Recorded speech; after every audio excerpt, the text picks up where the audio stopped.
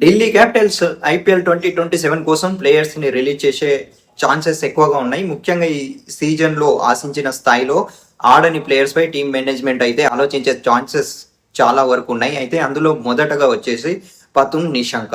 అతని గురించి మాట్లాడితే వీరిని దాదాపు 4 కోట్లకైతే కొనుగోలు చేశారు. కానీ అతని నుంచి ఎలాంటి పర్ఫార్మెన్స్ రాకపోవడం, అలా టీమ్ మేనేజ్మెంట్ ఆలోచించే ఛాన్సెస్ కూడా ఉన్నాయి. అండ్ టీమ్ కు మంచి విన్నింగ్ ఇన్ఫాక్ట్ కూడా ఇవ్వలేకపోయారు. పైగా ప్రస్తుతం ఢిల్లీ జట్టులో అభిషేక్ పోరార్ లాంటి ప్లేయర్లకు ఎక్కువ అవకాశాలు ఇస్తున్నారు. దీంతో నిశంకంకు ప్లేయింగ్ ఎక్స్ లో స్థానం కష్టంగా మారిపోతుంది. అందుకే ఇతన్ని రిలీజ్ చేసే అవకాశం ఉంది.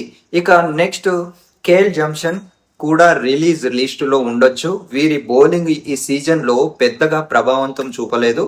ఢిల్లీ దగ్గర ఇప్పటికే మంచి ఫాస్ట్ బౌలర్లు ఉన్నాడు కాబట్టి జట్టుకు బ్యాలెన్స్ కోసం వీరిని వదిలేయచ్చు.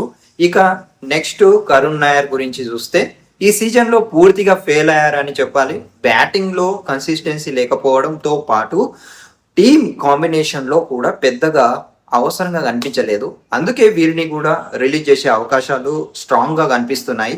ఇక ఇప్పుడు ముఖ్యమైన విషయం కెప్టెన్సీ.